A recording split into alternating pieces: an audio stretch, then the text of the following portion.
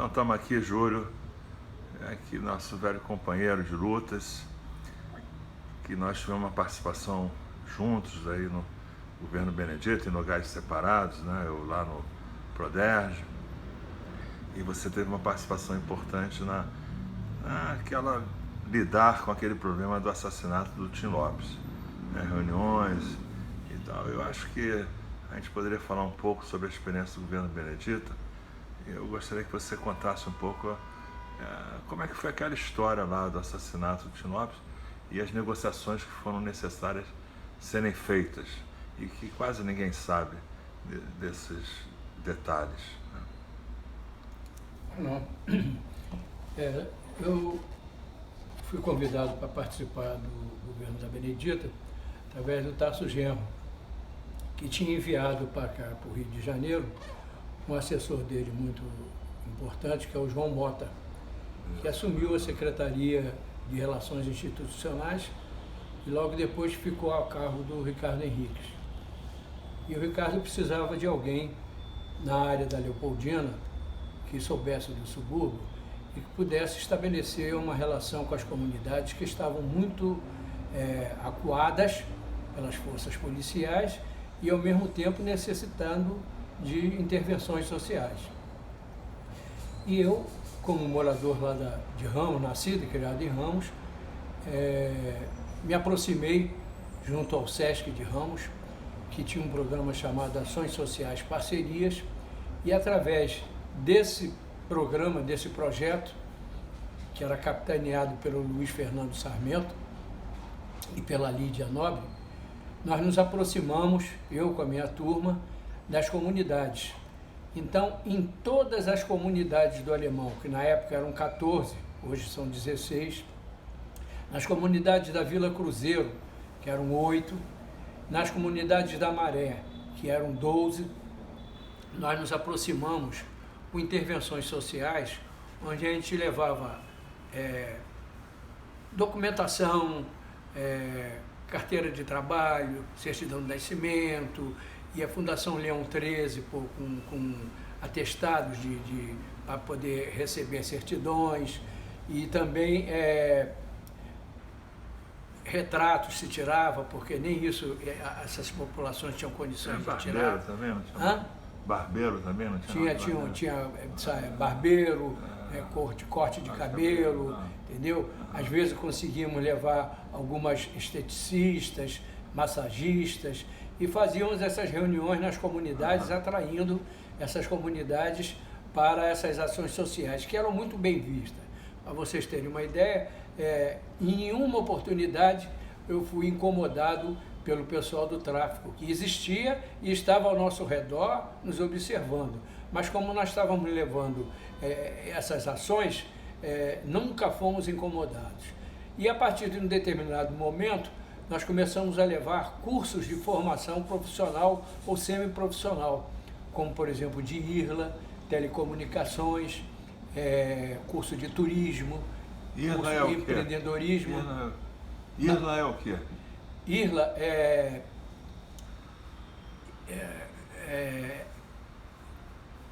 instalação predial. Instalação predial. Tá. Isso a gente fazia através de cursos com professores Senai, professores muito competentes, de organizações não governamentais.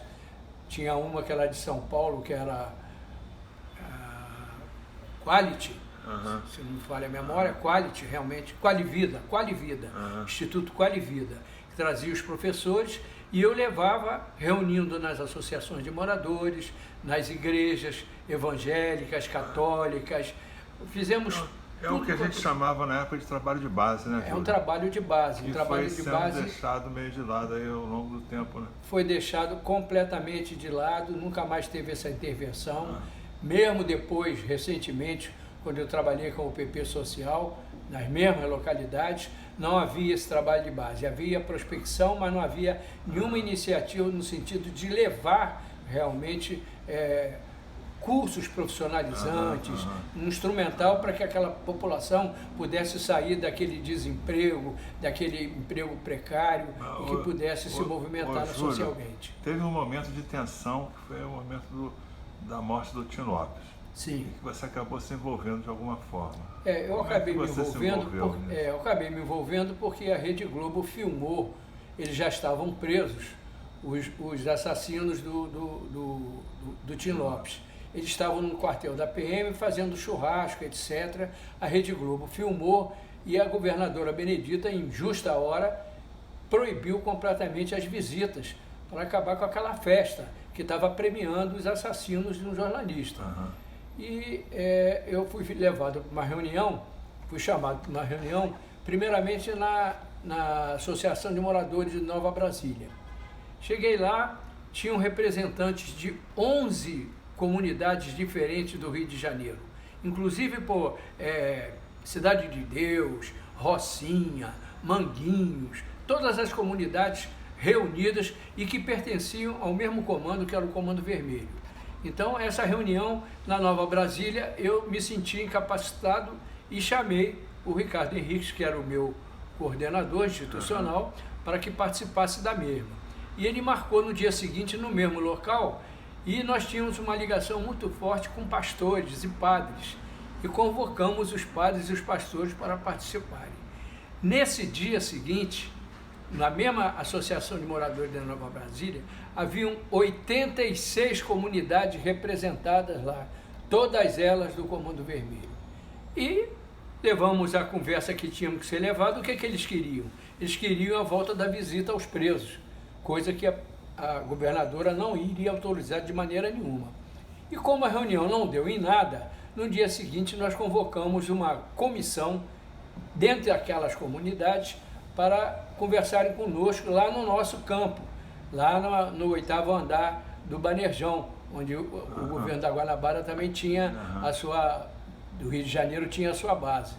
E para lá foi o irmão do Marcinho VP, a mulher do Marcinho VP, a mãe do Marcinho VP, a mulher do Maitó, um dos assassinos, e outro que eu não me lembro o nome agora, que também estava lá, que era Nem Maluco. Nem Maluco. E o Ricardo teve que se ausentar da reunião e me deixou com aquelas feras todas me cercando, sabendo o que fazer. E o irmão do Marcinho VP, que era um menino muito atrevido, tanto que está preso até hoje, foi preso depois, ele virou para mim e falou: os direitos humanos. Quando ele levantou direitos humanos, eu falei assim: você sabe o que são direitos humanos, cara? Você sabe o que foi a ditadura? Você está aqui negociando com a gente, conversando, tentando achar uma solução para o problema. Pô, eu sou um ex-preso político. Eu fui preso pela ditadura e fiquei 2 anos e 8 meses preso. E você não sabe o que é a ditadura, o que são direitos humanos. Ninguém tinha direito a falar absolutamente nada, não. Não tinha essa comissão de negociação para fazer esse tipo de resolução, não. E o que o senhor acha que nós devemos fazer? Vocês podem fazer o que quiser. Nós estamos numa democracia. Já acabou a ditadura, então vocês podem se manifestar. Ah, é? Pode? Pode se manifestar? Pode. Todos eles munidos com seus radinhos walkie-talkie. Todos eles. Eu desci do Banerjão, no 8º andar. Quando eu cheguei na Nilo Peçanha, eu tomei o táxi. Quando eu cheguei no Palácio Guanabara, já estava aquela multidão lá com as suas faixas, ônibus, aquela caravana de comunidades, todo mundo exigindo a liberdade para a visita aos presos. Essa foi uma experiência muito tensa que eu tive, mas consegui, graças à minha habilidade em contornar o problema, resolver sem maiores acontecimentos. Mas eles eram muito agressivos e tinham uma mobilização fantástica. Fantástico. Rapidamente mobilizou o pessoal todo para ir para frente do palácio. Mas a Benedita não abriu mão, houve as eleições. No dia da eleição que eu estou falando, de 2002, eram 7 horas da manhã, você não via viva alma no corredor do Alemão até a Nova Brasília, não via ninguém. Às 8 horas começaram a chegar as tropas federais do Exército. Aí é que o povo começou a descer para votar. E eles diziam: quem votar na Neguinha, vou cortar a mão. Mas como o voto é um voto secreto, A Benedita teve uma votação expressiva, infelizmente não foi suficiente para vencer a eleição, mas de qualquer forma os caras têm um poder de pressão que tem até hoje, só que hoje a milícia está dividindo com eles essas bases sociais. Bacana, Júlio. É impressionante como quase ninguém sabe dessas histórias, né? São as histórias que não foram contadas, né? Que não foram contadas, que a gente precisa contar. Agora, já meio caminhando aí para o final, depois nós fomos nos encontrar lá em Brasília, no Cadastro Único, para o programa Bolsa Família. Bolsa Família. Foi uma boa experiência, não foi, Júlio? Foi uma excelente experiência. Eu participei muito ali, fiz muitas reuniões de motivação com os secretários, etc. E me falaram de você, o Guto, na época, falou muito bem de você, da experiência aí no trabalho de base aqui do Rio. E eu achei que seria uma pessoa importante para fazer um trabalho de base no Cadastro Único também. E eu queria saber se você sentiu isso, que teve essa oportunidade de fazer um trabalho de base no Cadastro Único. Eu tive essa oportunidade porque, em primeiro lugar, o Cadastro Único veio para redimir o país de uma população que não existia. Porque quando foi visto que os programas do governo anterior se sobrepunham uns aos outros, nós tínhamos uma população que o país não tinha.